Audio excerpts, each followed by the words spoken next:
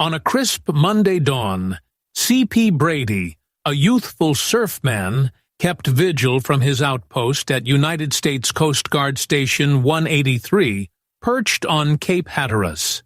This two-story structure of cedar shingles stood as the tallest vantage in the vicinity, save for the adjacent lighthouse, offering a clear sightline across the perilously deceptive Diamond Shoals.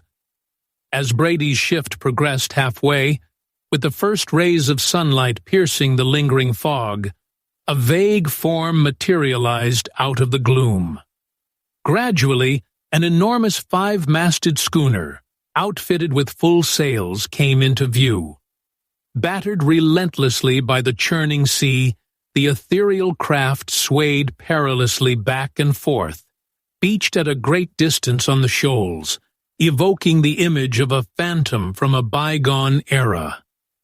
Alerts went out immediately to the nearby outposts at Big Kinnikeet, Creed's Hill, and Hatteras Inlet, urging them to remain ready, as the Cape Hatteras team mobilized swiftly to aid the imperiled crew.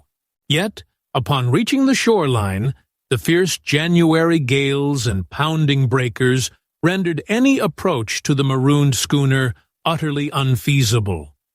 Positioned so remotely amid the haze, its identifying markings, name and port of origin, remained invisible, even when scanned through a spyglass.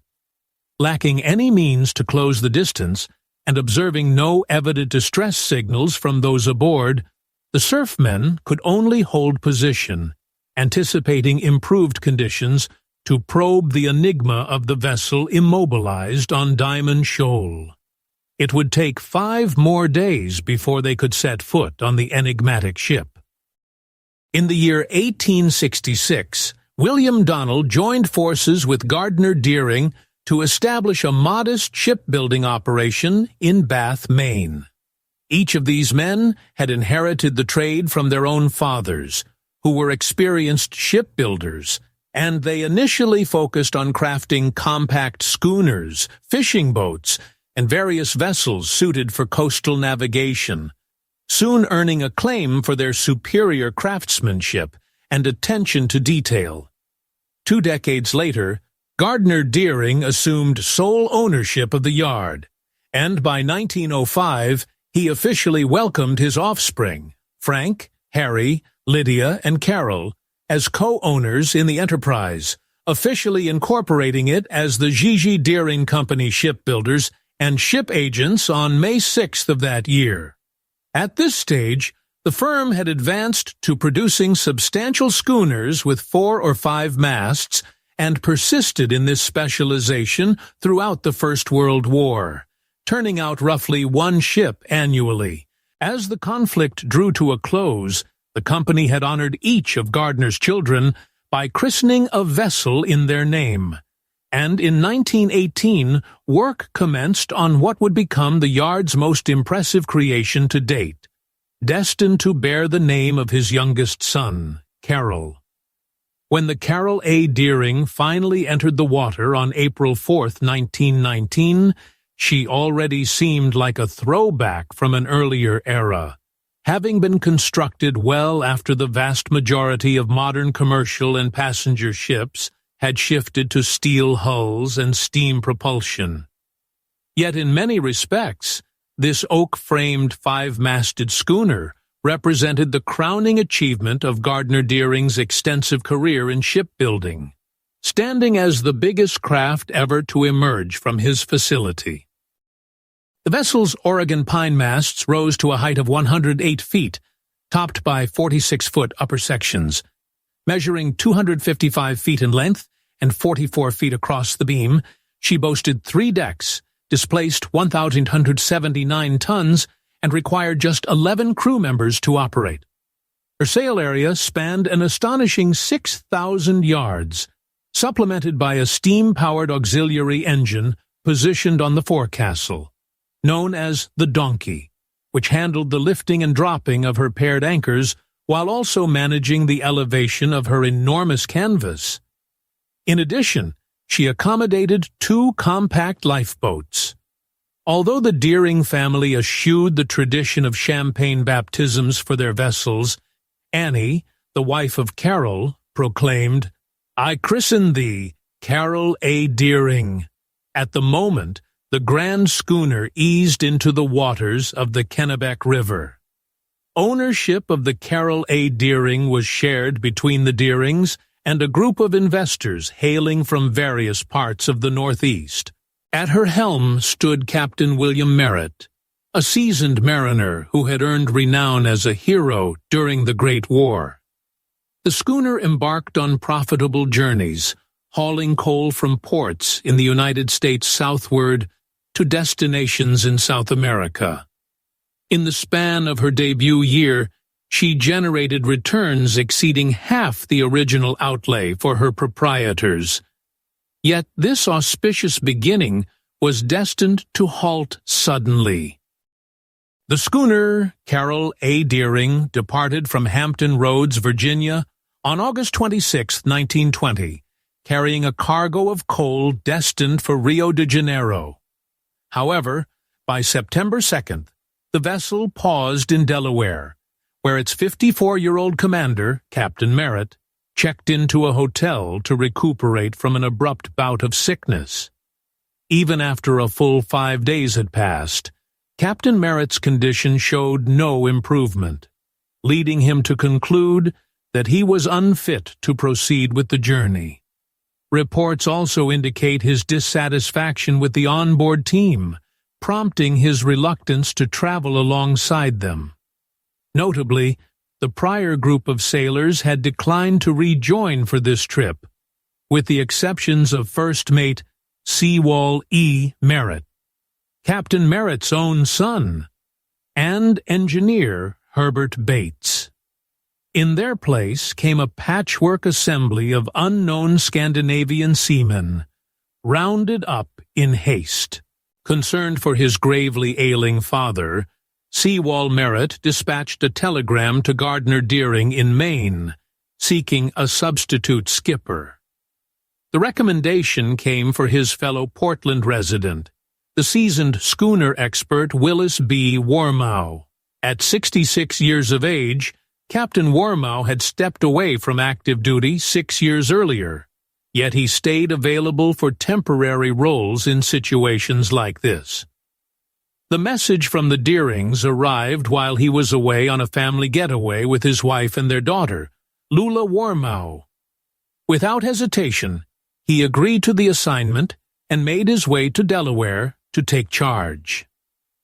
It was on September 8, 1920, that Captain Warmow officially joined the Carroll A. Deering's roster.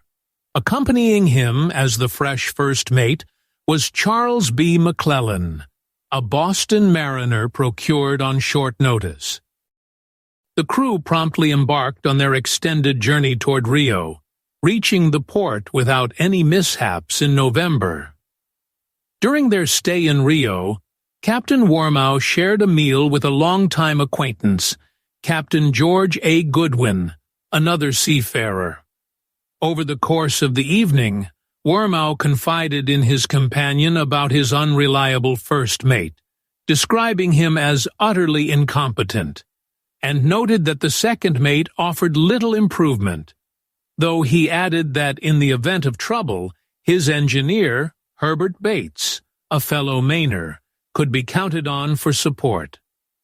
On December 2, 1920, the Deering departed from Rio and made a halt at Bridgetown Harbor in Barbados to restock provisions. Just as they secured the anchor, an argument erupted between First Mate McClellan and Captain Warmow, with McClellan reportedly shouting, "I'll kill you before it's over, old man." In response, the captain dismissed McClellan from the vessel, after which he joined the other crew members in a 5-day spree of indulgence on land.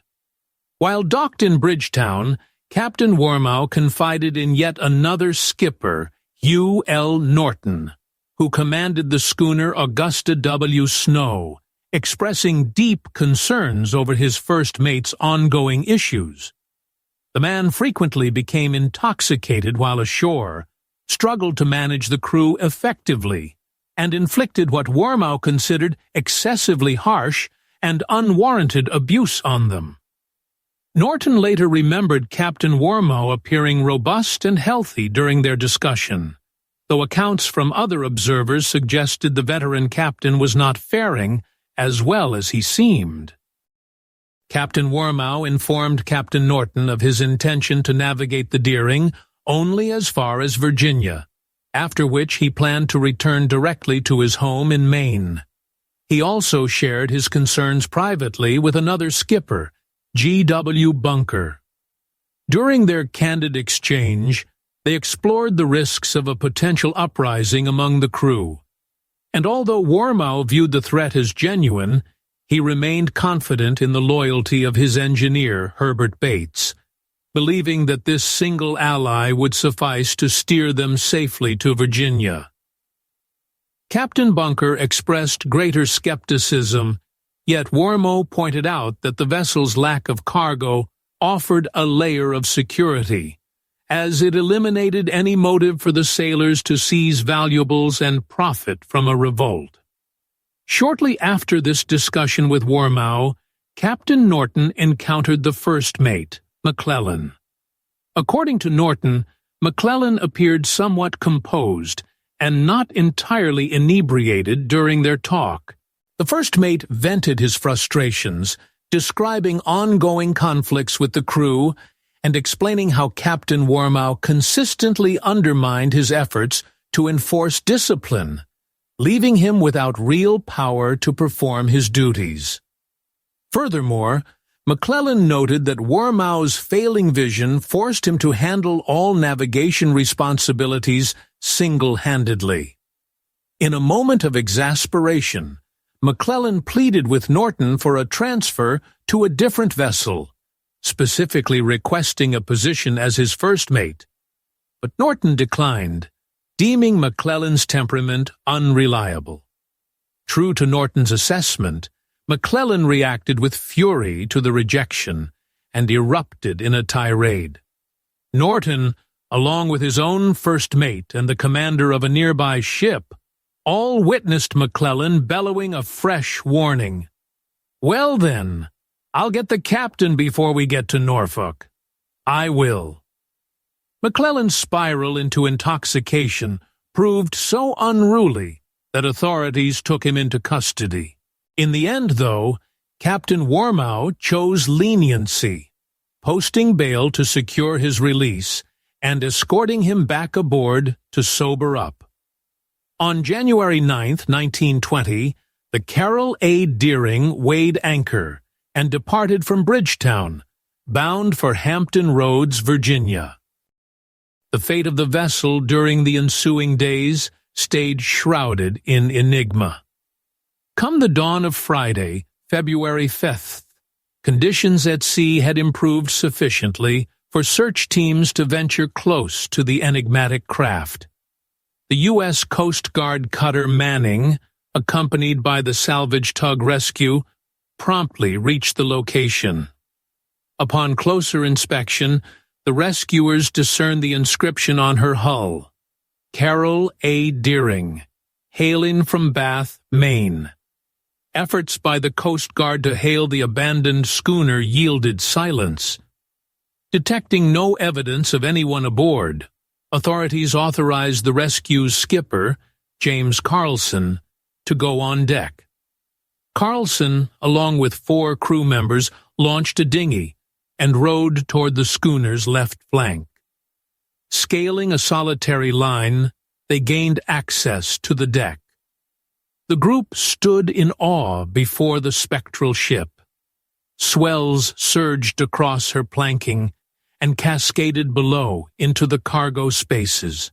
At that stage, the relentless pounding of the waves was eroding her frame, causing her to pitch erratically in conflicting motions, on the verge of disintegrating.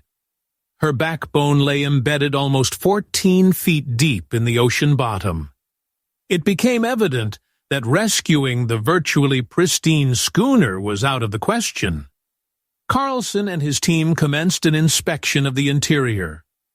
Gale-force winds had torn 2 of her upper sails, though this damage probably occurred as she lodged on the sandbar. Both anchors and a single chain were absent. Proceeding toward the stern, the puzzle intensified. Investigators discovered signs of recent cooking in the ship's galley, where a pot of pea soup simmered alongside a pan, holding chunks of spare ribs and a vessel of coffee atop the stove. Remaining outsiders to the vessel, they observed that its steering mechanism lay in ruins, with the wheel itself fractured. The binnacle enclosure had been bashed open and left in fragments. The rudder hung detached, some 15 feet away from its mounting point. In close proximity, a 9-pound sledgehammer came to light. Yet Carlson remained uncertain whether this tool had served to wreck the onboard gear, or if it had been wielded in an effort to fix things. Likewise, he couldn't determine whether portions of this destruction had taken place prior to the vessel running aground or in the aftermath. The ship's pair of lifeboats had vanished. Their davits and associated lines extended far out beyond the hull, and the boats appeared to have been severed from those lines. Up in the rigging, 2 red lanterns glowed as a clear indicator of the ship's peril. Beneath the quarterdeck, the captain's quarters belonging to Warmel presented a scene of utter chaos, featuring scattered garments and an unmade berth. Signs indicated that the adjacent guest chamber, reserved for the captain's visitors, had been occupied by another individual. Within the navigation area, a couple of pairs of rubber galoshes, clearly not the captain's, were haphazardly tossed across the decking.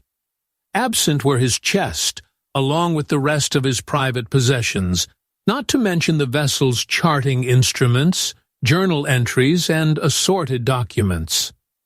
Likewise, all traces of the sailor's individual items had vanished.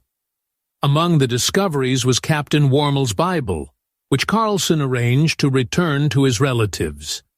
Additionally, 3 felines on the brink of starvation were located and saved from the vessel.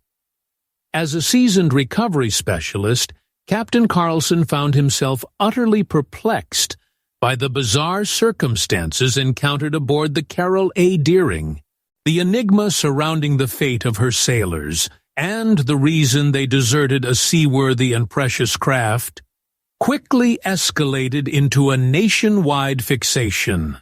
The schooner's exit from Barbados marked neither the final observation of the Carroll A. Deering nor her complement, before she stranded herself off North Carolina's coast. During the late hours of January 29th, personnel at the Cape Lookout lightship observed a 5-masted sailing ship drawing near from the southern direction. As the turbulent days of gales, tempests, and thick mist finally gave way to improving conditions, the engineer aboard the light vessel, James Steele, found himself captivated by the schooner's graceful form, and captured the moment in a photograph just as it came closer. From the deck, a man with red hair shouted through a megaphone, explaining that a fierce windstorm near Frying Pan Shoals had cost them both anchors, and he requested that the lightship relay this news to their proprietors. His looks and way of expressing himself struck observers as unlike those of a commanding officer or skipper, marked instead by a distinct Scandinavian inflection in his voice. With the schooner gliding by at roughly 4 knots, Thomas Jacobson, who commanded the lightship, observed that a number of her sailors appeared to be wandering idly across the quarterdeck, an area usually set aside exclusively for the captain's use. Since the lightship's radio apparatus was out of service then, the plan was to enlist the aid of the subsequent vessel fitted with wireless to transmit the schooner's urgent communication. No sooner had the schooner faded from sight beyond the horizon Then a steamer, equipped with a visible aerial for radio transmission, emerged from the southern direction. Captain Jacobs promptly hoisted the signal flags, spelling RQK to indicate possession of a vital dispatch. Yet the steamer maintained its pace without hesitation. In response, the lightship sounded 4 sharp bursts from its steam horn, a standard maritime cue designed to initiate communication. Right after receiving the signal, the steamer abruptly veered off its path, steering clear of the lightship, while its crew hurriedly draped canvas over the nameplates. The peculiar incident left Captain Jacobs deeply shaken, especially as the enigmatic vessel vanished into the distance along the horizon, tracing the identical route taken by the Deering. The last reported encounter with the Caroline Deering proved just as enigmatic.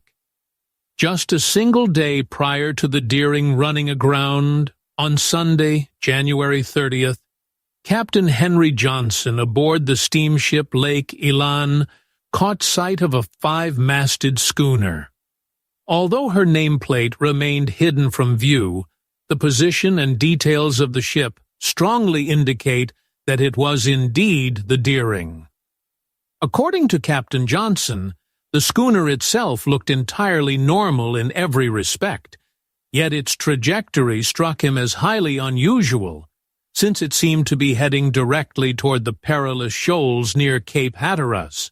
Though the observation was certainly peculiar, Captain Henry figured that the schooner's sailors would shortly detect either the signal from the Cape Hatteras lighthouse or the lightship stationed at Diamond Shoals. The crew of the Lake Elan paid little heed to the incident and pressed ahead with their voyage, watching as the errant schooner faded from sight. Before long, a flurry of probes got underway to unravel the fate of the Caroline Deering's crew. Among them, an inquiry spearheaded by Herbert Hoover, then serving as Secretary of Commerce and later destined to become president. His curiosity centered on the puzzling vanishings of ships from diverse nations, all lost in approximately the same region and during a similar period. Since the Deering stood alone among these vessels in resurfacing, authorities anticipated it might yield vital insights, though experts quickly determined that a spate of intense hurricanes in the vicinity accounted for much of the mystery. When mapping the Deering's route, officials noted it had veered clear of those tempests. This observation prompted the sleuths to peg mutiny as the prime suspect for her plight, a theory that held sway until a shocking discovery emerged. Shortly thereafter, a fisherman from the area, Christopher Columbus Gray, stepped up with a note he'd retrieved from a bottle drifting near Buxton Beach. The note stated, "Deering captured by oil-burning boat, something like chaser. Taking off everything." The message inside read, "Crew being handcuffed. Members of the crew scattered and hiding throughout the vessel. Escape appears impossible. If found, kindly alert Deering headquarters." This note appeared to substantiate claims of piracy striking the Deering, a notion supported by sightings of an unidentified steamship reported from the Cape Lookout lightship. Additional credibility came from discoveries that the bottle holding the note had been produced in Brazil, while the script aligned with that of the Deering's engineer, Bates. Yet upon closer examination, doubts quickly arose about the note's genuineness.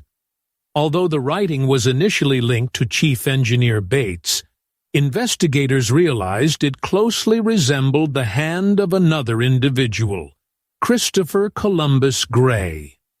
Following intense interrogation by federal officials, Gray confessed to forging the document. His motive, it turned out, was a belief that such a find would secure him a desirable position at the Cape Hatteras light station. Remarkably, his scheme succeeded in a way, as he ultimately secured employment within the lighthouse service. One might conclude, then, that minor wrongdoing can sometimes yield rewards. A competing explanation circulating back then held that the Deering had truly been ensnared by the fierce hurricanes sweeping through the region. This perspective gained traction, especially with government experts, including those from the Weather Bureau. Given the loss of her 2 anchors and the impairment of her steering mechanism, observers believe the crew activated the distress flag, later discovered amid the wreckage, and signaled for help from a sulfur-carrying freighter named the Hewitt, which records placed in the vicinity around that period. From there, the sailors abandoned the crippled schooner, transferring to what they saw as the safer confines of the 5,000-ton steamer. The Hewitt's final radio transmission occurred on January 26, 1921.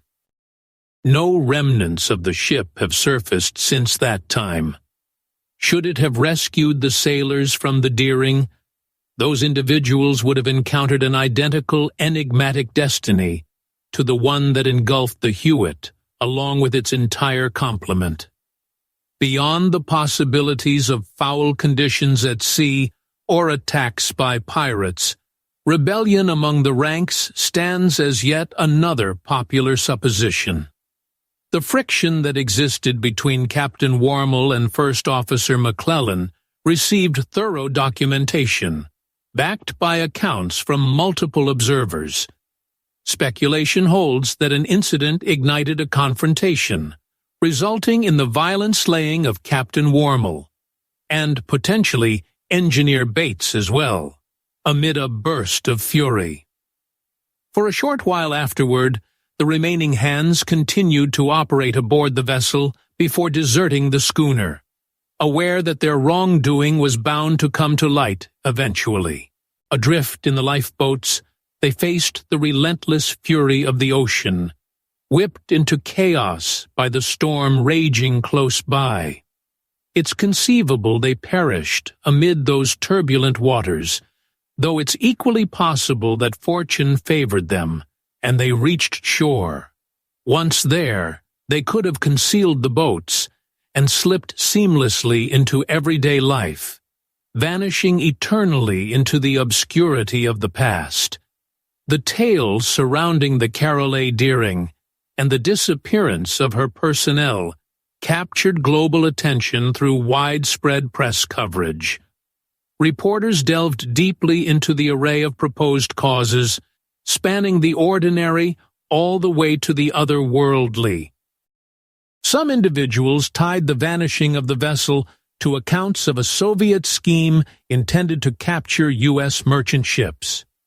During that era, sentiments against communism had escalated to intense levels, although no proof suggests that the scheme, assuming it truly existed, was put into action, nor does any concrete evidence connect it to the Deering.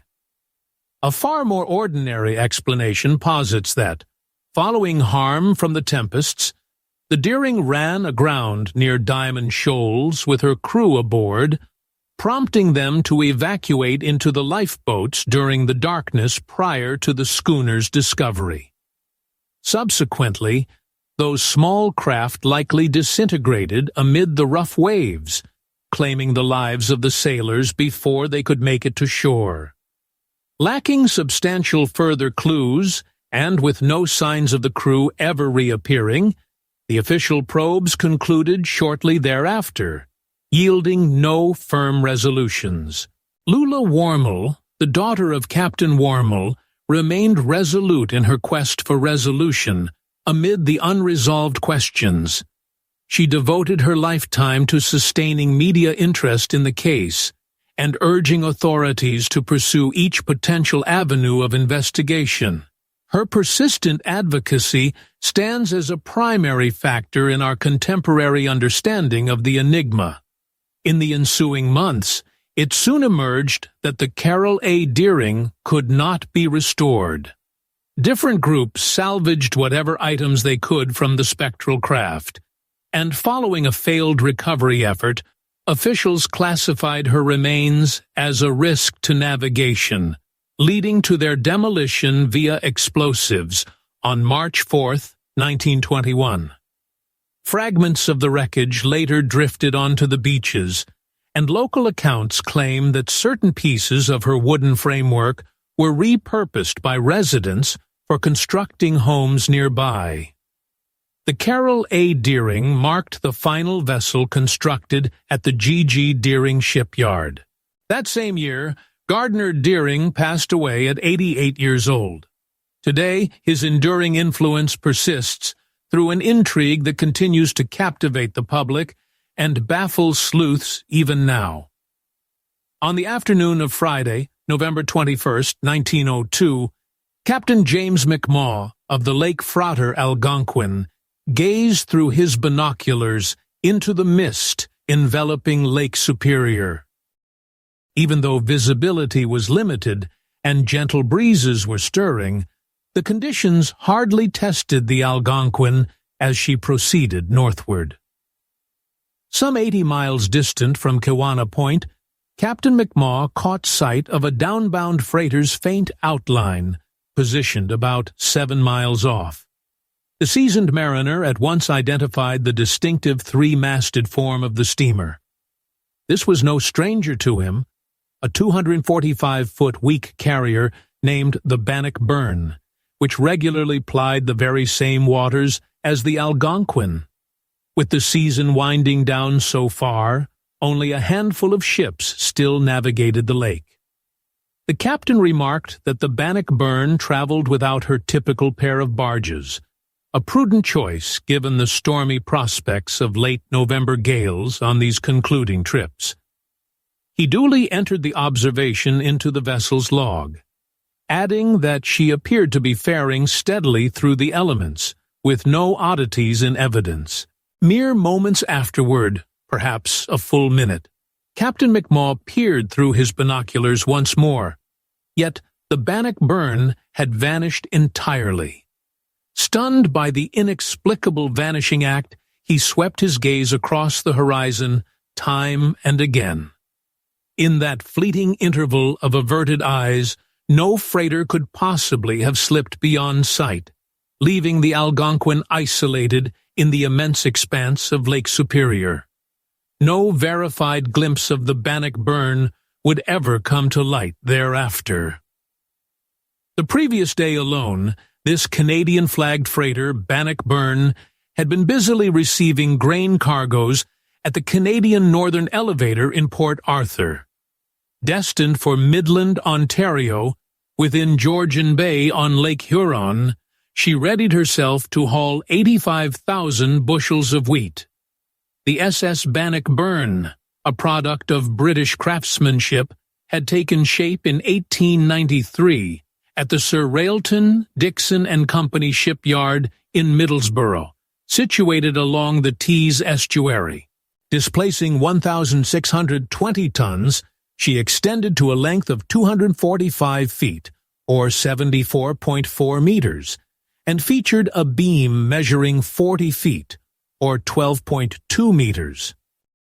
The vessel's propulsion came from a triple-expansion three-cylinder engine, heated by a pair of boilers. Shortly following its debut on the water, it reached Canadian shores and integrated into the Ontario-headquartered Montreal Transportation Company Armada. During that era, the commerce in grain demanded regular passages through the Welland Canal along with the compact locks of the St. Lawrence River, constraints that capped the dimensions of ships suitable for the company's operations. Representing the upper limit for craft navigating such paths, the Bannockburn fit precisely within those boundaries. During this particular trip, a 37-year-old skipper named Captain George R. Wood, hailing from Port Dalhousie in Ontario, took the helm. Although it marked his inaugural season aboard the Bannockburn, the prior year had seen him at the controls of a fellow company ship, the Glengarry, establishing him as a seasoned mariner by then. Curiously enough, his sibling, Eugene Wood, served as the lead engineer aboard the doomed car ferry Marquette and Bessemer No. 2, which vanished amid a fierce gale on Lake Erie, dated December 8, 1909. The remaining members of the crew were notably youthful. Among those 20 additional sailors, only the 33-year-old chief engineer, George Booth, had a wife waiting for him ashore. The subsequent most senior individuals were the 24-year-old first assistant engineer, Charles Selby, and the 22-year-old second mate, William Chalky. Selby had received his promotion to this position right before the journey began, following the sudden departure of the prior first engineer just days earlier. To fill the gap, a fresh second assistant named Joseph Dawson joined at the 11th hour. All the other hands fell between 17 and 20 years of age. The boy at the helm, Callahan, stood as the tenderest among them at a mere 16, an orphan who toiled on the vessel to provide for his 3 smaller siblings. Back then, operators in the Great Lakes maritime trade routinely hired such callow and novice groups to slash labor costs and boost their earnings to the fullest. The enterprise proved highly profitable. While the Bannockburn completed its cargo loading, Captain Wood shared his optimism with the elevator superintendent, Mr. Sellers, predicting favorable conditions for the upcoming trip, and suggesting they could squeeze in one more before the shipping period wrapped up.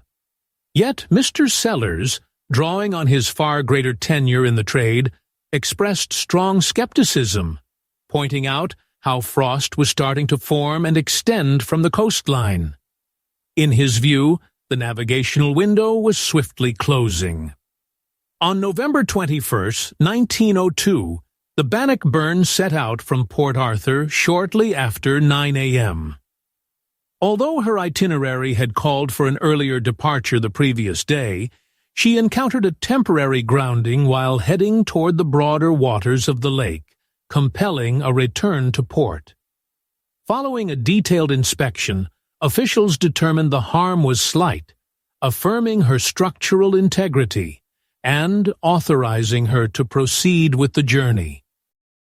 Following the ship's exit from port, details about the events of its last journey remain largely shrouded in mystery. Based on her typical pace and the hour she set out, she should have been in the vicinity where Captain McMaw of the Algonquin spotted her. Yet, beyond her abrupt disappearance from sight, the captain observed no irregularities whatsoever. There were no signs suggesting any difficulties aboard.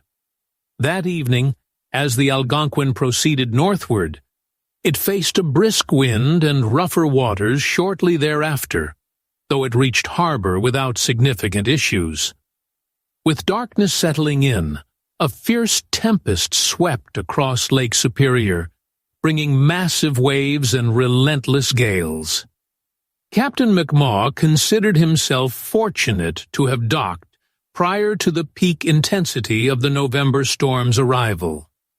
He expressed sympathy for whatever craft might remain exposed on the waters. On that same evening, the Northern Navigation Company's liner Horonic, a vessel akin to the doomed Neuronic, which later caught fire in Toronto Harbor during September 1949, traveled northward toward Port Arthur amid the onset of intense snowfall. Among the crew was a youthful server named Fred Landon, who meticulously recorded his observations in a journal each day.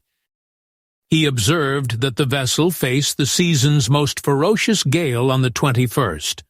The conditions proved so severe that damage afflicted the engines, necessitating repairs the following day. As he distributed breakfast the subsequent morning, Landon caught an officer's comment about spotting the Bannockburn's lights battling the tempest overnight, though those aboard paid little heed to the observation. the Huronic reached Port Arthur and set off on yet another descent-bound trip on the 25th. Only upon docking in Sarnia on the 28th did they discover that the craft glimpsed in the darkness had vanished. In the interim, with the Bannockburn markedly tardy at the Soo locks, an era of rampant conjecture and doubt quickly emerged. Delays for vessels were far from rare, particularly amid turbulent seas, and initially the Montreal Transportation Company showed no alarm over the absent ship. Yet, as the days dragged on and the crew's relatives grew increasingly frantic, demands intensified for the firm to account for the fate of the lost mariners. During the period following the Bannockburn's expected docking, confusion reigned as to whether the ship had truly disappeared or merely become immobilized in some remote spot. Mechanical breakdowns occurred with some frequency, above all in gales, and roughly every few campaigns, a freighter would exceed her anticipated timeline substantially, eventually turning up stationary or beached just shortly thereafter. All this transpired in an age prior to the installation of radio equipment on seafaring hulls. In an era when contact between vessels depended solely on line-of-sight observations, any ship that vanished beyond the horizon remained untraceable until it reappeared elsewhere. On November 26th, amid intensifying demands from the crew members' relatives, L. Henderson, a manager at the Montreal Transportation Company, announced that he had obtained confirmation from the ship's insurance office, stating the Bannockburn lay anchored along the northern edge of Lake Superior, across from Michipicoten Island, with her entire crew unharmed. According to him, this intelligence originated from a vessel named the Germanic. Authorities dispatched a powerful rescue tug, the Favorite, to scour the area. Yet despite exhaustive patrols along the desolate coast for many miles in both directions, not a single sign of the vanished steamer ever turned up. When crew from the Georgic faced interrogation regarding the alleged sighting, they firmly denied that anyone aboard had issued such a statement. Furthermore, they emphasized that upon detecting any distressed vessel, they would have rushed to offer aid without hesitation to those in peril. The true origin of Henderson's details remains a profound mystery, and under further scrutiny, his explanations only grew more elusive. Should Captain Wood have become disoriented amid the gale, he probably would have steered toward the beacon at Caribou Island for guidance. Unbeknownst to him, that light had been deliberately extinguished for the winter as early as November 15th. Such a premature deactivation sparked widespread debate, given that numerous vessels navigated those waters well into the initial days of December. A second vessel, the tugboat Boynton, was dispatched to scour the shallow reefs encircling Caribou Island and to follow the coastal path already examined by the Favorite. Once more, the effort yielded no results. In fact, prior to the Boynton's arrival back at base, authorities formally pronounced the Bannockburn missing as of November 30th, 1902. Virtually every remnant of the Bannockburn and its crew vanished without a trace forever. Prior to that official pronouncement, on November 25th, the steamer John D. Rockefeller passed amid a scattered array of wreckage close to Standard Rock Light, though those aboard remained uncertain about its source. The sole verified remnant linked to the Bannockburn surfaced on Friday, December 12th, at the Grand Marais life-saving station, where a cork life preserver along with one piece of ore from the vessel washed up on the shore.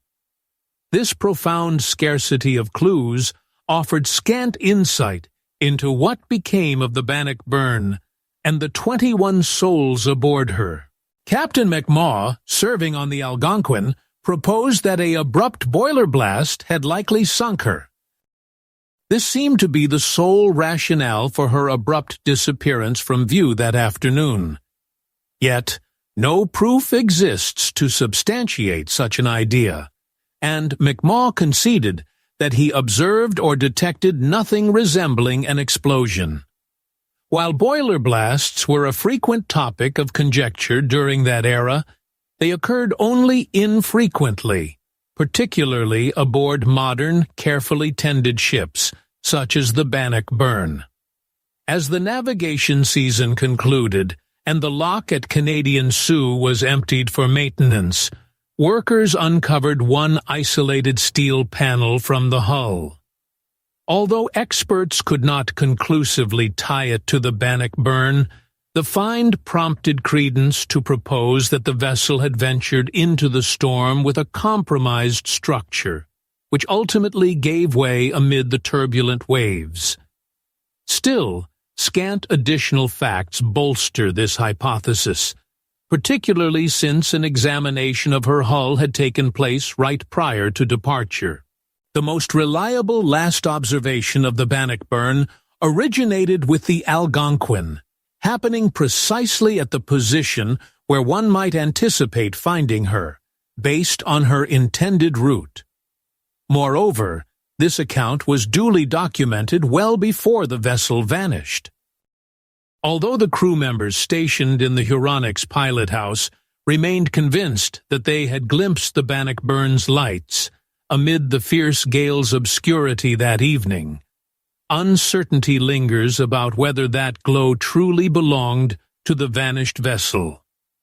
The Huronix could very well have been the final ship to catch sight of the Bannockburn prior to her ultimate demise, yet as time elapsed, numerous other mariners navigating Lake Superior came to insist that they too had observed the Bannockburn battling through turbulent blackness near Caribou Island. During the initial decades of the 20th century, the enigma surrounding the Bannockburn ignited the fanciful notions of those sailors prone to superstition on the Great Lakes. In the wake of her vanishing, amid gloomy and tempestuous evenings, reports abounded of phantom vessel illuminations struggling along Lake Superior's expanse, drawn toward the beacon at Caribou Island. Such eerie apparitions were routinely linked to the Bannockburn, which soon acquired the moniker of Lake Superior's Flying Dutchman. However, with the progression of time and the eventual passing of the lake veterans from 1902, the Bannockburn's puzzle largely receded into obscurity, supplanted by fresher and more dramatic maritime calamities. Yet it remains straightforward to grasp the allure of her tale. Back in that era, casualties occurring late in the navigation season were a frequent occurrence. Replacing lost cargo capacity proved straightforward, with no shortage of youthful workers ready to step in. The phrase "ghost ship" often surfaces in discussions, sparking arguments over its true definition. Does it describe an abandoned vessel adrift, crewless and forsaken, or perhaps a craft that slips away into the darkness, leaving no sign, only to resurface repeatedly over the years, shrouded in haze? This concept stirs the imagination, suggesting that amid the endless expanses of oceans and inland waters worldwide, spectral ships prowl just out of sight in the murk. It's a poetic thought that the lives of those young souls offered up for the sake of trade endure in some ethereal form. The notion of a sailor's spirit persisting in a spectral domain adds weight to an existence ended prematurely in the chase for wealth. It allows us to imagine that the loss of someone dear held some deeper purpose. In the chill of a 1933 evening, a band of Inuit encountered a forsaken freighter floating aimlessly through the frozen currents near Alaska's northern shore. Curious about potential salvage, they climbed aboard the empty hull. Yet scarcely had they settled when the weather turned abruptly, unleashing a ferocious gale from an unexpected quarter that locked them within its grip. While the polar blasts howled beyond the walls, the huddled explorers could only huddle and hear the eerie creaks of the vessel as it scraped against the moving floes. Once the tempest subsided, after a full 10 days, they escaped in haste, vowing never to return. The enigmatic craft soon disappeared entirely. Over the following 3.5 decades, it would puzzlingly emerge again and again across various points in the Beaufort Sea. The SS Baychimo first took to the water in Sweden back in 1914. She bore the initial name Angerman Elfen, honoring a river in Sweden. Her early proprietors hailed from Germany, and she served as a merchant ship plying routes from Hamburg to Sweden right through the duration of the First World War. She measured up modestly, registering 1,022 tons and stretching 230 feet in length. Equipped with a triple expansion engine, she maintained a steady cruising speed of 10 knots. Following the conclusion of the war, the vessel was transferred to British authorities in 1920 as part of reparations. Departing the Baltic Sea for the final occasion, she was acquired in London by the Hudson's Bay Company at a cost of $15,000. Under her new designation, Baychimo, she embarked on her inaugural journey for the organization in 1921, venturing into the eastern Arctic. The subsequent year saw her dispatched to Siberia under the command of her fresh skipper, Sidney Cornwell, who continued in that role throughout the remainder of her service. For the ensuing 2 years, the Baychimo engaged in fur trading operations across Siberia, until escalating political unrest in Russia prompted the Hudson's Bay Company to pull out of the region. From 1924 onward, her activities shifted to the western Arctic. There, she undertook 9 challenging expeditions, transporting both supplies and pelts. Her complement usually consisted of about 32 personnel, with passengers sometimes joining aboard. Each winter, she made her way to the base port of Ardrossan in Scotland, before heading back to Canada by way of the Panama Canal. That same year, 1924, she navigated the Suez Canal as well, accomplishing a full global circumnavigation. Yet, misfortune eventually caught up during her perilous journeys. In the 1931 season, the Baychimo encountered exceptionally severe weather hazards. Throughout the summer months, the vessel often encountered thick fog and substantial ice formations. In late September, while navigating past the Seahorse Islands close to Point Barrow, Alaska, the Baychimo ran into a sudden blizzard. The sailors had no choice but to secure the anchor and endure the fierce weather. Yet, by October the 1st, the environment worsened further, leaving the steamship ensnared in dense pack ice. Aware of the perilous circumstances, the team left the ship behind and made their way through the snow for half a mile to the settlement of Barrow, taking refuge there over the following 2 days. Upon their return, they discovered that the damaged craft had managed to escape the ice grip. The storm had inflicted severe harm on the ship, making it evident that continuing the journey safely toward the southwest was out of the question. The crew resolved to stay in the vicinity and guard the vessel during the winter season.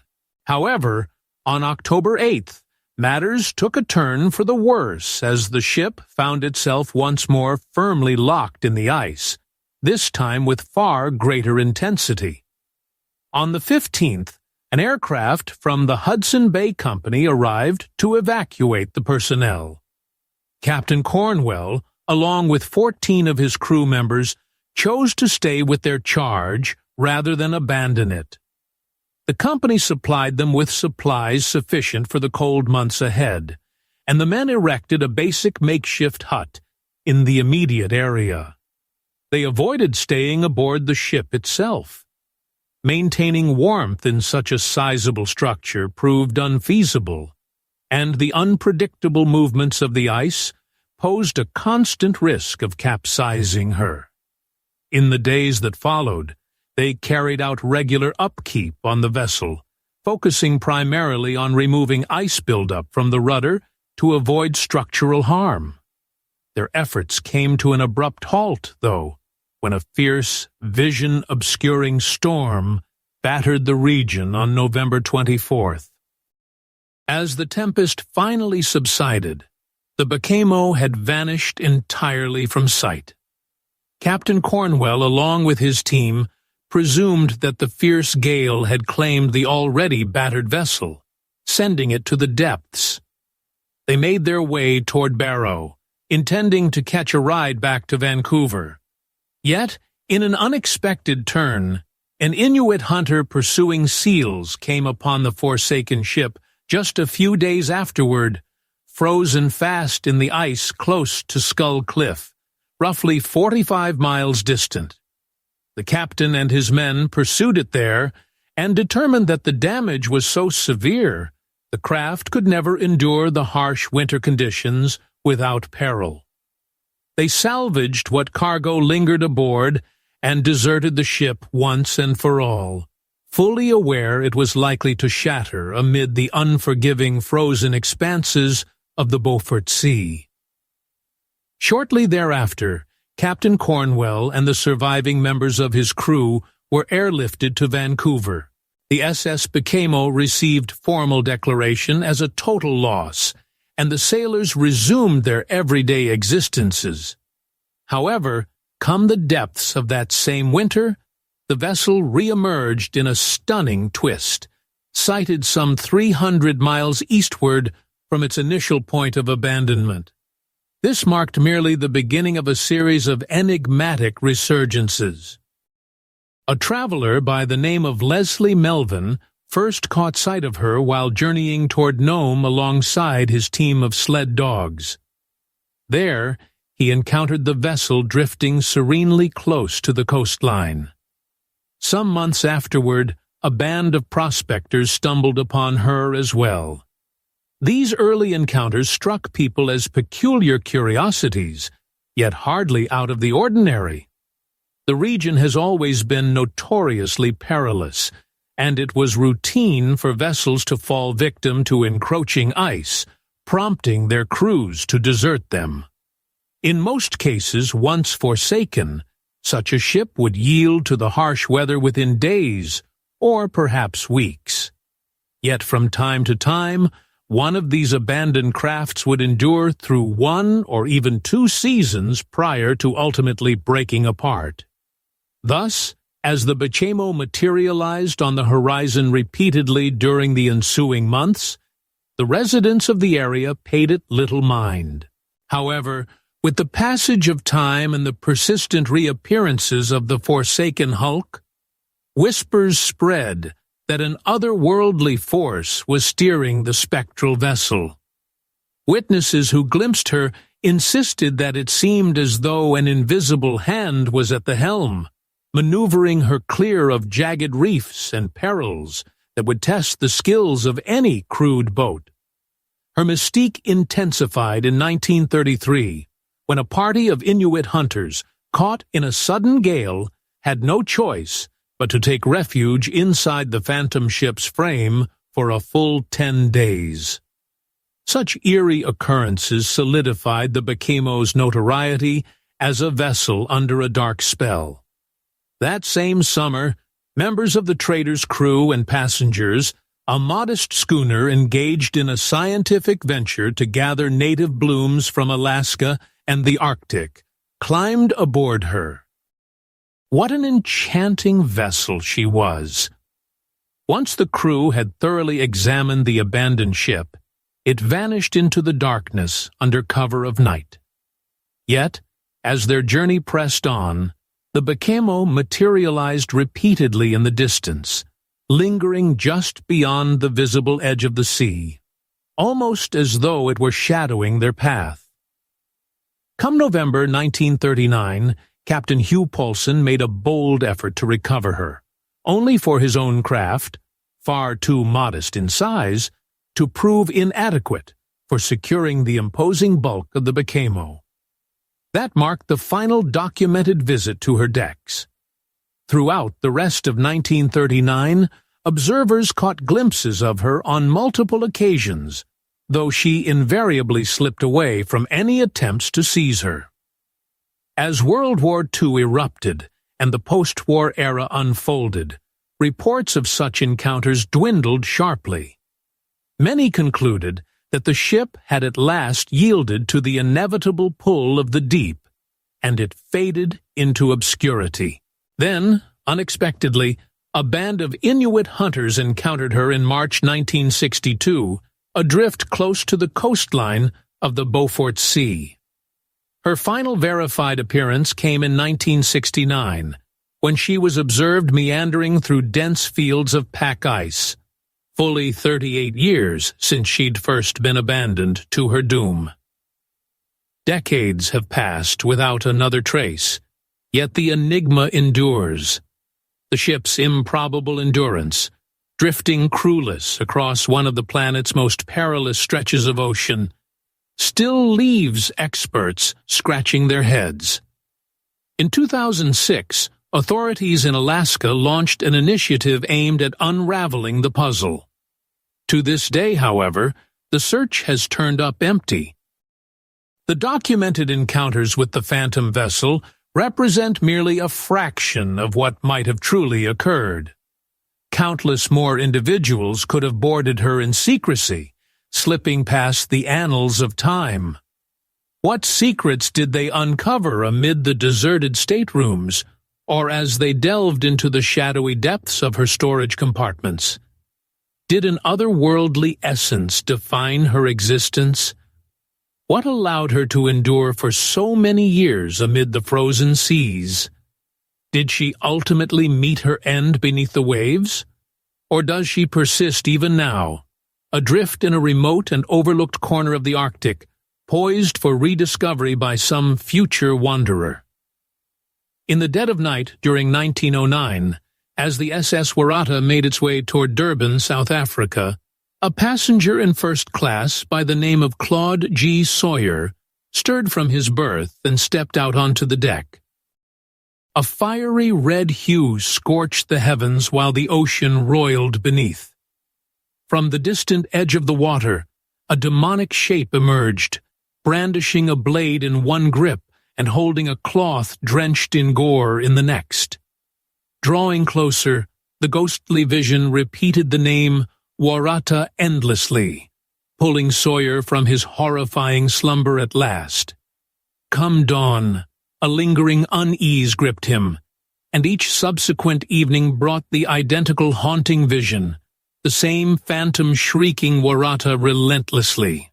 Upon reaching Durban at last, Sawyer disembarked permanently, cutting his journey short on that vessel. He planned to press on toward Cape Town, aboard a different steamship. Just days afterward, the SS Waratah, carrying 201 passengers and crew, disappeared entirely without any sign. In 1869, William Loon established the Blue Anchor Line. The shipping enterprise maintained a collection of vessels under sail, which mainly plied the trade lanes linking London to South Africa and Australia. Around 1890, Loon, along with his offspring, made the shift from those traditional sailing craft to adaptable steam-powered ships capable of transporting freight as well as travelers. Their signature markings included a smokestack painted in black and white, adorned with a striking blue anchor emblem. In 1907, members of the Loon family placed an order for a fresh addition to their lineup, a ship for both goods and voyagers, built by the yard of Barclay Curling Co. in Glasgow. This creation drew its inspiration from the SS Geelong, a grand liner of 7,700 tons that had set sail in 1904.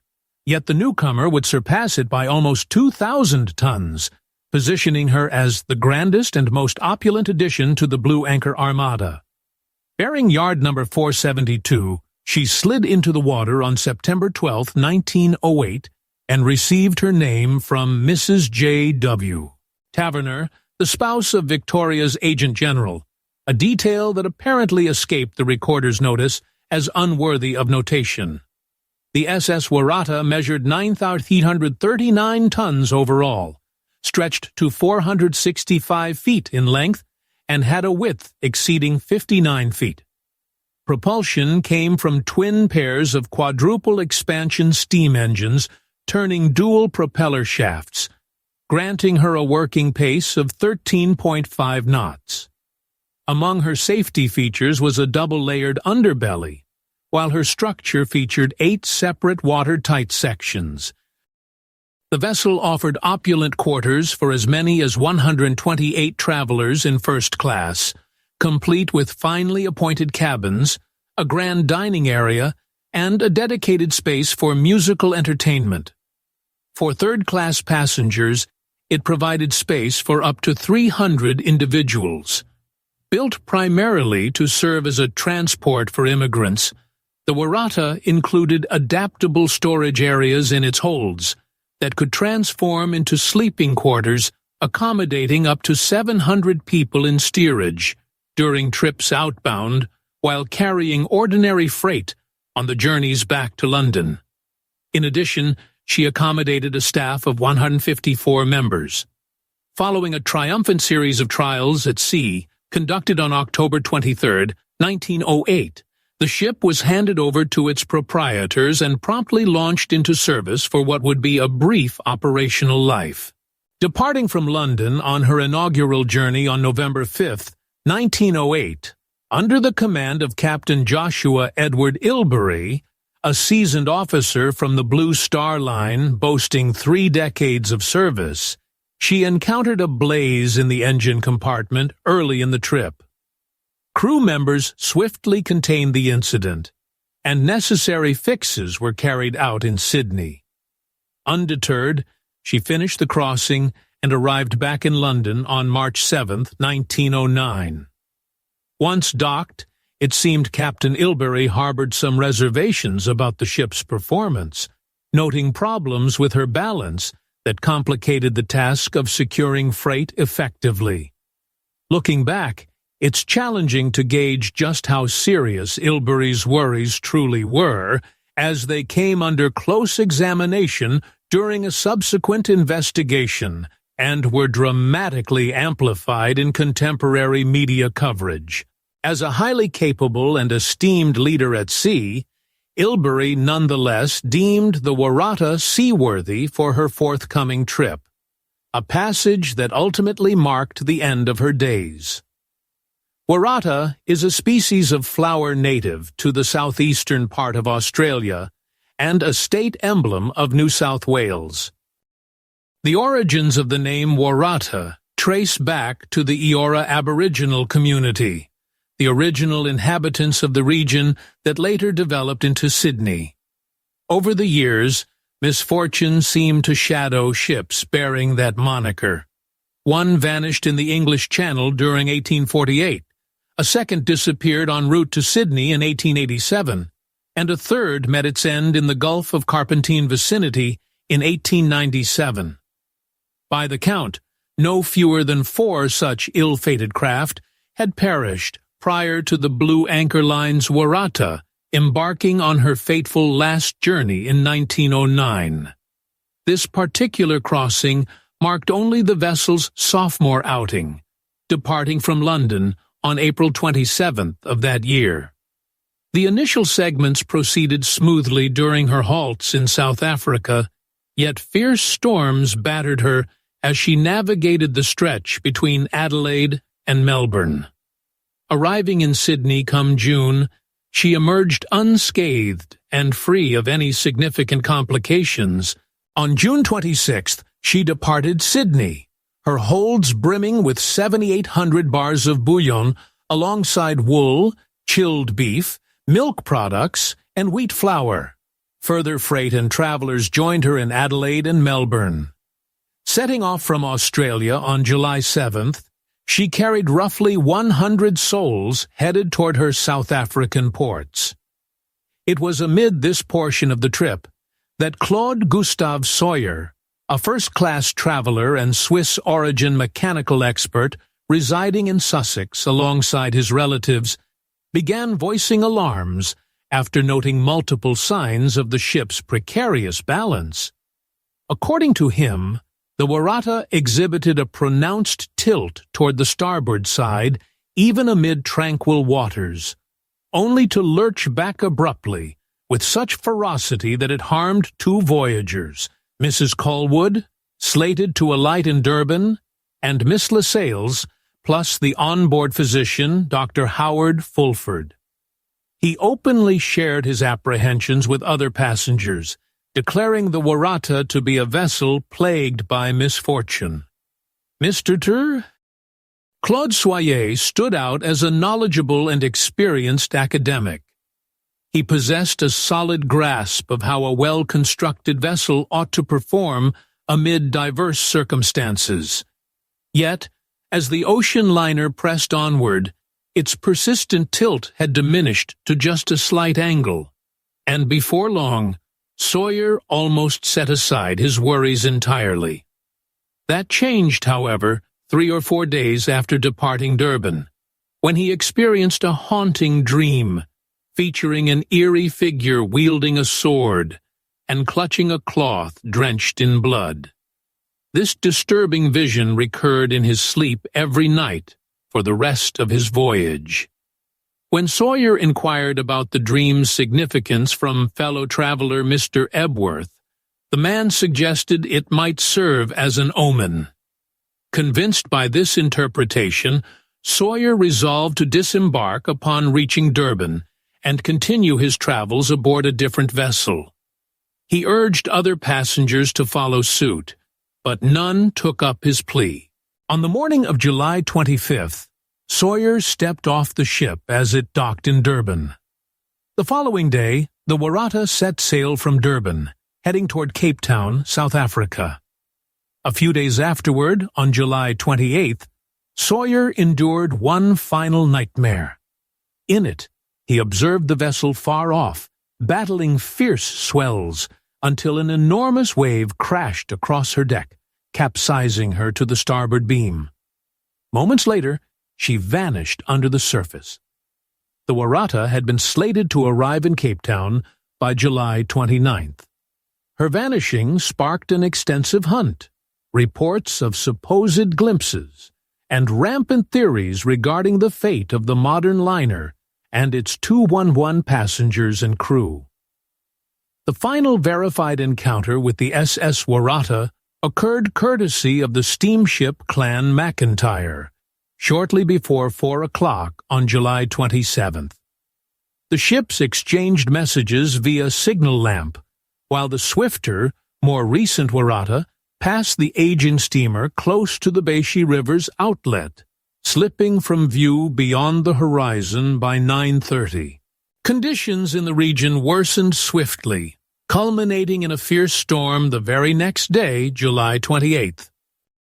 The skipper of the Clan McIntyre, reflecting on the ordeal afterward, described it as among the most brutal circumstances he had faced during his 13-year career on the ocean. As the anticipated docking time for the Waratah slipped by without sign of her, unease began to build gradually. In that era, it was entirely typical for ships to show up delayed by a day or two, or sometimes several weeks. Although the Waratah represented a fresh and advanced vessel, she lacked any radio equipment, meaning she had to confront crises in isolation. On August 1st, the tug T.E. Fuller, became the initial craft dispatched to hunt for the vanished liner, only to turn back shortly thereafter because of the savage conditions. Efforts to locate her picked up again without delay, bolstered by the arrival of Royal Navy cruisers such as HMS Pandora, Forte, and Hermes. These ships zeroed in on the vicinity of her final known position, yet they battled swells of immense size that inflicted structural harm on HMS Hermes, requiring her to undergo dry dock restoration. Accounts emerged of possible glimpses of the Waratah herself, along with scattered wreckage and even corpses observed nearby, though every one of these claims ultimately went unverified. Come September 1909, the Blue Anchor Line hired the Union Castle freighter Sabine to undertake an extensive sweep spanning 14,000 miles, yet it yielded no discoveries. The following year, in 1910, family members of those aboard the Waratah organized yet another expedition in a final bid to uncover the fate of the lost vessel. For this, they engaged the Wakefield, which devoted 4 full months to the quest and traversed an extra 15,000 miles. But despite such thorough endeavors, no remnants of the Waratah or her travelers ever surfaced. By December 1910, the Board of Trade launched a formal investigation into the vanishing, hampered by the absence of proof or survivor accounts, which left them unable to pinpoint a clear cause for the tragedy. Over the subsequent years, a variety of speculations have surfaced, though just 2 appear to hold the greatest credibility. The leading and most widely accepted explanation posits that the vessel suffered from excessive top weight, rendering it vulnerable to balance problems that turned deadly amid the rough waters the Waratah likely encountered once it passed the Clan McIntyre on July 27th. Investigators in the formal probe devoted considerable effort to assessing the validity of this idea. Heavily modeled after the Guylon, a ship that had logged years at sea by then and demonstrated consistent safety and dependability, the Waratah drew on a proven blueprint. A range of specialist testimonies confirmed that its construction and engineering met all standards, while it had recently cleared multiple checks conducted by its constructors, operators, the Board of Trade, and dual evaluations from Lloyd's of London, earning the highest classification possible. Yet doubts about its steadiness lingered, voiced by travelers from its initial trip and by those who knew the craft well. A previous voyager went so far as to claim that bathing aboard became unfeasible on occasion, owing to the pronounced and ongoing tilt. Naturally, there was the account from Mr. Sawyer as well, whose worries over these flaws prompted him to abandon the vessel. Despite the numerous reports of stability problems that surfaced during the investigation, an equal number of testimonies highlighted the vessel's strengths and her overall capabilities. Agnes Hay, who traveled aboard the Waratah during both her maiden journey and that tragic last trip, shared letters with loved ones describing her high regard for the liner, while also expressing admiration for the officers and crew. Her decision to sail on her again clearly reflected a strong trust in the ship's reliability. Given any supposed major instability, how could the Waratah have passed all required surveys without issue? What explained the favorable comments from travelers, staff, and command about her excellent qualities? And how could a seasoned and respected skipper like Captain Ilbery have considered her seaworthy? Back then, it was fairly typical for ocean liners carrying passengers to exhibit a bit of top heaviness, including some of the largest ones crossing the Atlantic. Take the Imperator, constructed only a short while afterward. She was notoriously unsteady, and picked up the moniker L'Imperator as a result. This leaves us uncertain whether those few accounts from passengers stemmed from later reflections on what might have been noticeable but routine swaying, or if the Waratah truly harbored a critical structural weakness that predisposed her to overturning. Should instability have been the culprit, the scene would have been horrifying to picture, with the ship probably tilting and submerging in mere moments or less. Those aboard would have barely any opportunity to grasp the unfolding disaster or make a bid for safety. Yet there's a more overlooked hypothesis today, one that stirred up plenty of media conjecture back in the era, that an onboard blast led to the Waratah's near-immediate plunge beneath the waves. A contested observation from a supposed witness lends some support to this idea. On the evening of July 27th, shortly before 7:30 p.m., Captain John Bruce, aboard the Harlow, along with several of his crewmates, observed two mast lights positioned roughly 10 miles distant from a vessel that was belching out an unusually heavy plume of smoke. Moments later, as they continued to watch the enigmatic craft, a pair of wide, fan-shaped bursts of light erupted along the skyline, which the observers believed were probably the result of an explosion in a bunker or boiler. Right after this outburst, the illumination and the haze from that vessel disappeared without a trace. One of the most striking problems with the Harlow's observation lies in its position, which clashes directly with the verified encounter reported by the Clan McIntyre. That ship had exchanged signals with the Waratah earlier on the same day, much farther ahead on the route toward Cape Town. The Harlow's account could only align with the Waratah's location at the spot indicated by Captain Bruce if the Waratah had inexplicably reversed direction and headed back toward Durban for some unknown reason. Despite this inconsistency, Captain Bruce and his team stood firm in their description of the events, with the captain himself proposing that they deploy a cable to probe for remnants of the disaster, estimated to be 3 to 4 miles offshore near the entrance to the St. John River, where the fiery vessel had detonated. An explosion in the boiler would not seem an implausible cause, particularly in light of the engine room blaze that had afflicted the Waratah not long prior. That incident might have inflicted deeper harm to one of its boilers than initially realized, culminating in a later rupture.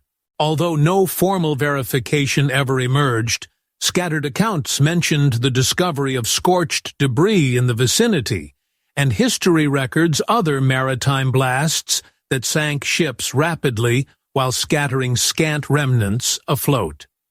Even so, such narratives warrant a degree of caution in their acceptance. The accounts of the incident often came long after the fact, drawn from memories months old, passed along via sensationalized newspaper reports, eager for gripping tales, and warped further by the relentless march of years. The catastrophe involving the Waratah dealt a crushing blow to the Blue Anchor Line. The company's standing remained irreparably tarnished in the aftermath, leading them to offload their entire armada to P&W in due course. The true fate of the 211 individuals who disappeared alongside the Waratah more than 100 years past may forever elude us. Repeated searches for her remains across the decades have yielded nothing, and given the ocean's immense expanse, combined with the erosion of time, discovery seems improbable at best. To those whose lives were cut short, such mysteries hold little relevance. Yet for the living, the enigmas surrounding calamities like the Waratah erode our innate urge to comprehend the reality around us. When misfortune strikes those dear to us, We crave explanations. We seek a full narrative that resolves neatly and brings closure. Yet as our means of unraveling existence falter, the unanswered questions accumulate. We find ourselves unmoored, pondering the perils that await us all. What image arises in your thoughts at the mention of a ghost ship? Is it the legendary Flying Dutchman? A spectral craft adrift under cursed sails? A lone apparition gliding across the waves? Or perhaps something akin to the Warata, an ocean liner brimming with passengers that evaporated into nothingness? You might envision the imagined Octavius, an abandoned hulk strewn with the bones of its sailors, meandering lost through the boundless maritime void. It's challenging to fully appreciate the profound solitude and ambiguity that defined seafaring voyages in an era predating radio signals, when venturing beyond the visible edge of the world thrust one into utter obscurity. Among our deepest dreads lies this very unpredictability. Humans attempt to ward off the ocean's enigmas through narratives designed to bridge the gaps in our knowledge. Yet, even the wildest of these inventions fall short in unraveling the profound mysteries that shroud the deep. Myths and folklore emerge in response, with few gripping the mind as powerfully as accounts of phantom vessels. Such eerie narratives offer a way to rationalize the inexplicable. Although numerous tales of this sort are purely imaginary, a handful carry the weight of truth.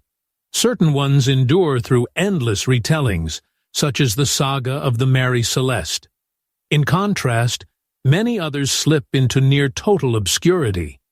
As years pass and specifics fade from memory, their enigmas only intensify.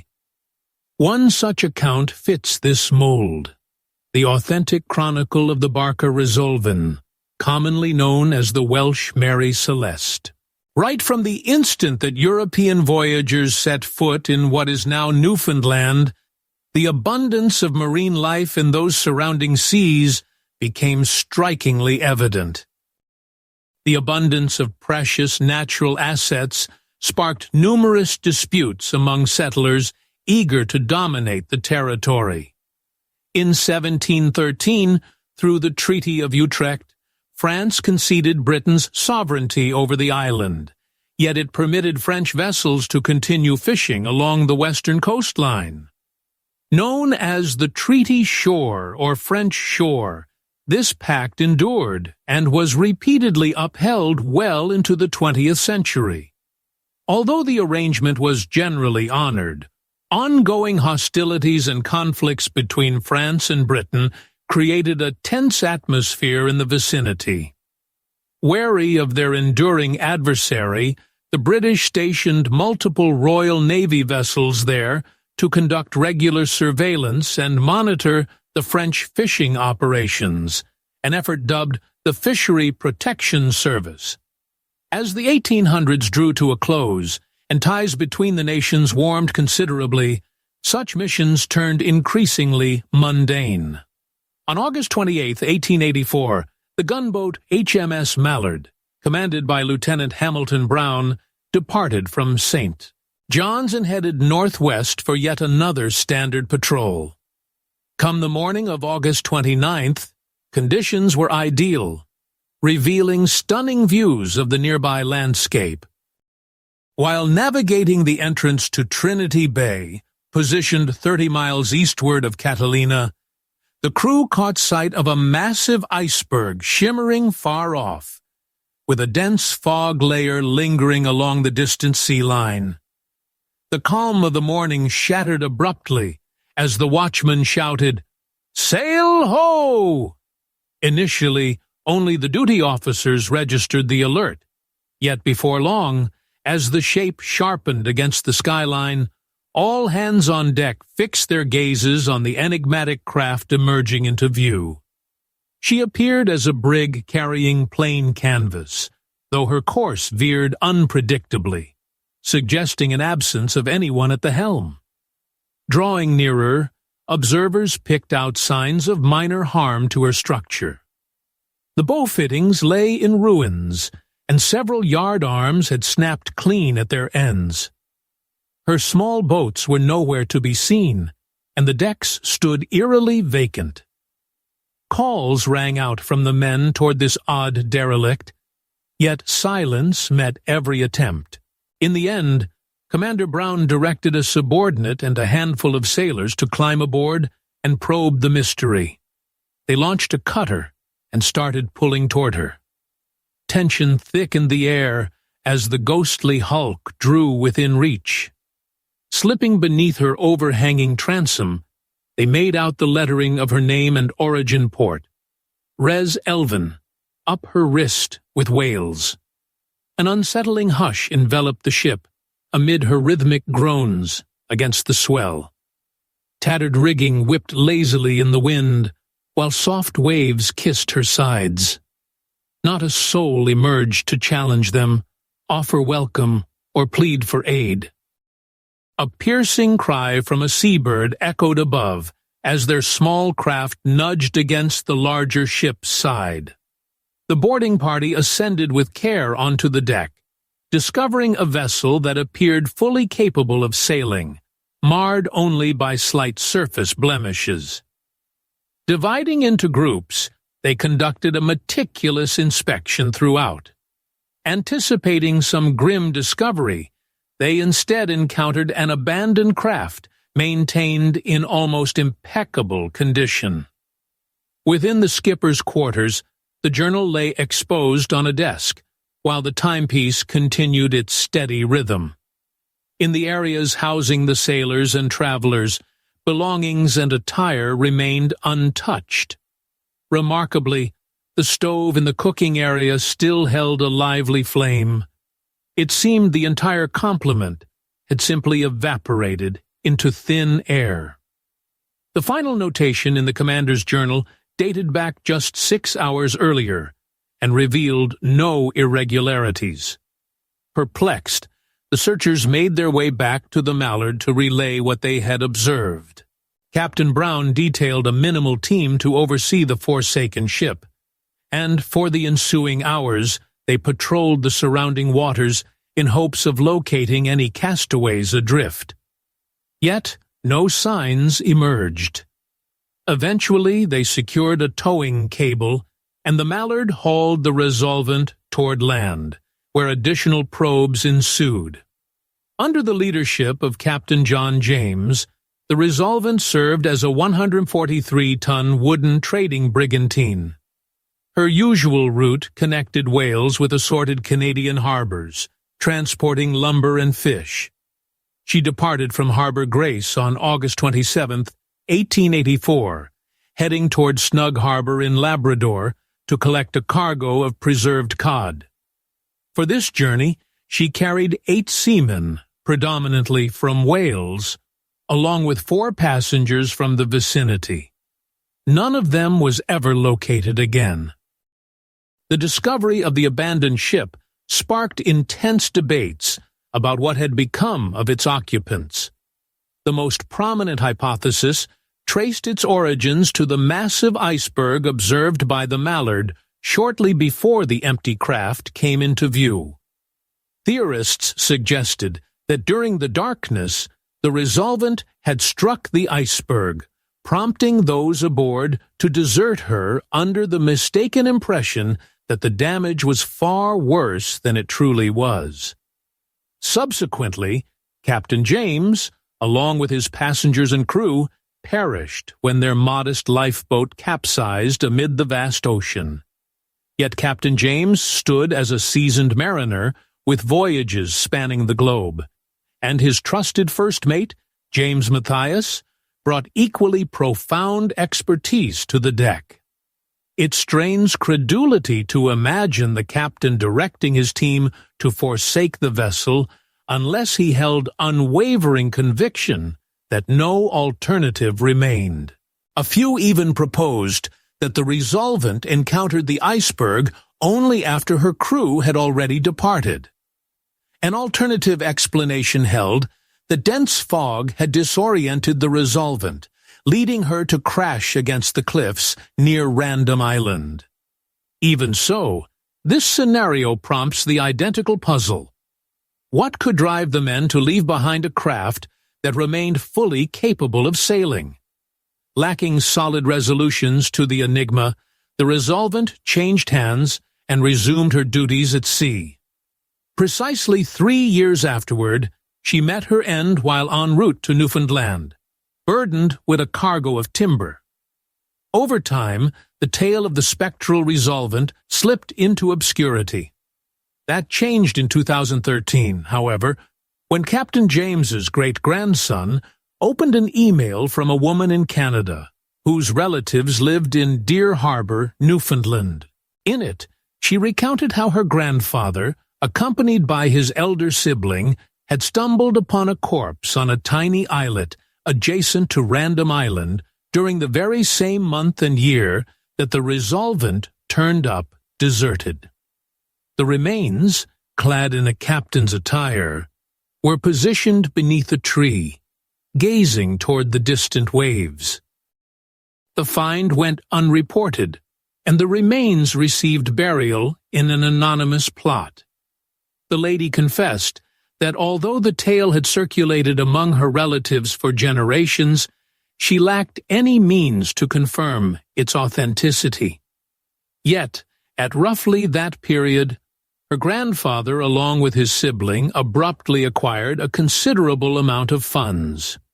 During the journey, Captain James had transported a substantial cache of cash, which likewise vanished without trace. His spouse penned multiple appeals to the Admiralty, pleading for details about her vanished partner and the funds rightfully hers. Those resources never materialized, leaving her to perish in destitution. The veracity of this account, or its connection to the spectral vessel, remains forever shrouded in mystery. In the vein of the Mary Celeste, the narrative surrounding the Resolvent generates far more enigmas than resolutions. With the march of years, legends evolve. Particulars slip away or become exaggerated, and doubt seeps through as all dissolves into the mists of history.